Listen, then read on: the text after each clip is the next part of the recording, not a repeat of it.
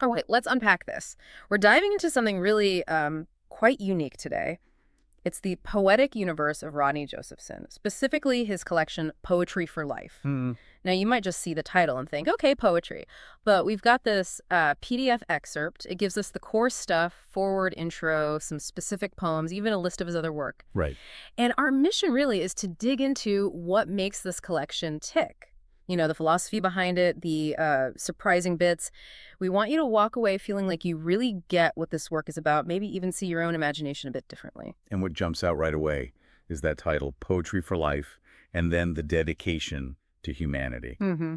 It sets a really broad intention from the get-go. Definitely. And it's brand new, right? Published this year, 2024, by R.E. Josephson Publishing. And interestingly, Josephson is both the author and editor. Yeah, that's a very singular vision for the project. Right. Plus, it's super accessible, like, what, 3.99 cents? Yeah, $3 or 99 USD, Mm. which is great because the foreword by someone named Van Dam really sets expectations high.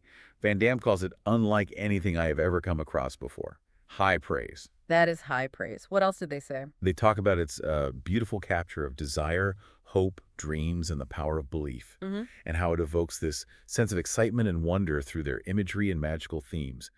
Clearly, it resonated. Wow. But you know what caught my eye? The bit about something deeper. Van Dam hints at something hidden beneath the words, something that readers need to deeply contemplate to uncover. Exactly. And they use this phrase describing the poems as constructed like patchworks of the mind. Patchworks of the mind. What do you think that means practically? Well, I think it suggests it's not just straightforward reading. It's more like you need to engage actively, piece things together mentally to grasp the bigger picture.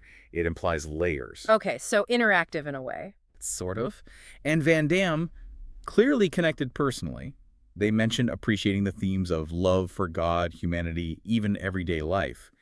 And crucially, they say, I found a part of myself in your words. That's powerful. That idea that you, the listener, might find yourself reflected in there too. Selling a strong hook. Okay, so Van Dam sets the stage for depth and connection. But then we get to Josephson's own introduction. And here's where, for me, it gets really interesting. He kind of challenges this default assumption we have. Which assumption is that? That non-scientific stuff, fairy tales, poems, is just make-believe. He pushes back on that. He really does. He puts forward this core belief that our imagination is always in a dream state. Always in a dream state. And, maybe even more startling, that everything we imagine exists as a reality somewhere. Okay, wait. Exists as a reality somewhere. That's a big idea. Is he talking like parallel universes or? It leans more towards potential and maybe manifestation, I think. Yeah. He doesn't explicitly say parallel universe. It's more like by realizing that everything we do is a dream, in a sense. And really embracing that, we can ultimately gain control over our dreams because we are the dreamers. So it's about agency, becoming the dreamer who directs the dream. Precisely. It's about mastering your conscious mind to harmonize with your subconscious. And that, he argues, is how we manifest the dreams we desire. To live this most extraordinary dream life imaginable. Wow. Okay, so if that's the philosophy, then the poetry, it's not just expression. Not just expression. He sees poems and stories as tools, a means to elevate our thinking patterns to higher levels of consciousness. Like mental exercises, almost. Kind of, yeah. To help you perceive things differently from a higher vantage point, he actually encourages you to read and revisit them, see if they align with your own experiences. Right, and in doing so, you may expand your awareness of the insights embedded within these writings. It sounds quite active. Very active. It's not passive consumption. Okay, let's make this concrete then. How does this play out in the actual poems? Good idea. Yeah. Let's look at some examples. Magical Genie seems to directly tap into that manifestation idea. How so? It focuses on wishes coming true, big dreams, the idea that all things possible. And it talks about this emotionally charged energy flowing from inside to out. Very much about internal power creating external reality. Okay, that fits perfectly. What about something maybe a bit different? Well, they're sweet guiding angels. It's more subtle. These angels are described as like discreet. Their voices are softly speaking, whispering to show the light. Gentler. Yeah, and there's even this description of a physical feeling energy exploding up my spine.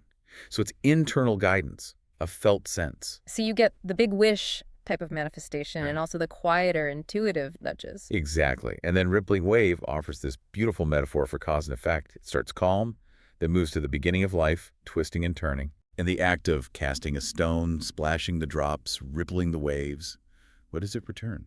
It returns stones of love, wealth and abundance, health and prosperity. It's about your actions creating ripples that come back to you. I like that. It connects thought and action to outcome. What about the Wailing Wall? That title sounds intense. It starts that way. It has this imagery of division. Two worlds apart, the dark and the light. A real sense of conflict. But does it stay there? No, it pivots hard. It shifts completely to empowerment. The message becomes, knowing is the key, just see, the light burning ever so bright. Ah, so it's about perception shifting reality. Right, and freeing the past, realizing the power it is. You see, it's all in you. It's that core self-empowerment theme again. Okay, I see the pattern. Overcoming limitations, finding inner power. And even Softly in Heaven, which describes this peaceful journey, it speaks of reaching a place of peace, fulfilled, comforting, a sense of completion, elation. It's absolute, reinforcing that idea of achieving desired states. And you mentioned talking walls. Sounds a bit ominous, too. It does start with some dark imagery, yeah. Bars all around, bloody pools. Quite stark. Yikes. But like Wailing Wall, it turns dramatically towards self-mastery and redemption. It urges the reader, admit you are the best. You did it all. Stop lying to yourself. Taking responsibility, owning your power. Exactly. Recognizing you hold the keys to open the doors. Freedom. It's liberation from within.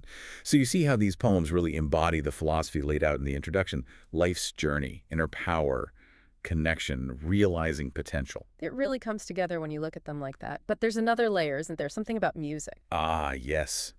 That's a key detail.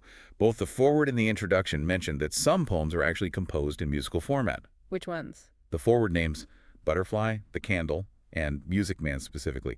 And if you check the table of contents in the excerpt, pieces like Magical Dream and Just My Reflection have music written right next to them. So it's not just text on a page for some of these. Not at all. It's a multimodal experience.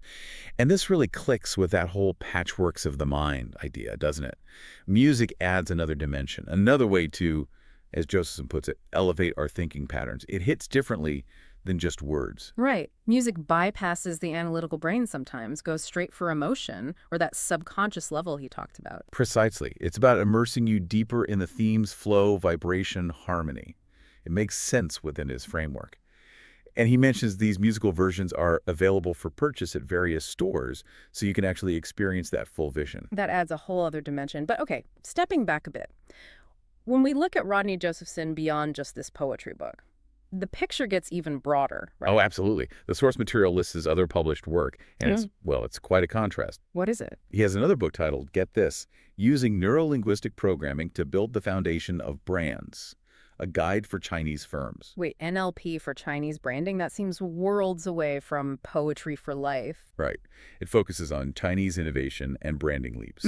Very specific, very technical, very business-oriented. So what does that tell us? Going from spiritual poetry to neurolinguistic programming and international business. It suggests a really wide-ranging intellect, doesn't it? Yeah. An interest in how the mind works, perhaps, but applied in vastly different contexts. Communication, perception. Maybe those are the underlying threads. Possibly. And then there's the music side, beyond just the poems. Yes. He's released quite a few albums, it seems. They have these related titles under the one theme. Yeah. Like The One Truth, The One Trust, The One Dance, The One Love, The One Mind, and The One Verse. The one verse. Connecting back to poetry, maybe. Could be. And these are listed as available on places like Spotify and YouTube Music, so easily accessible. So putting it all together, the spiritual poetry, the NLP business guide, the albums, it's a really diverse output. It really is. It showcases someone who's comfortable exploring different ways of knowing, different forms of expression, from, very practical strategies to deeply imaginative and spiritual creation. He's clearly not confined to one box.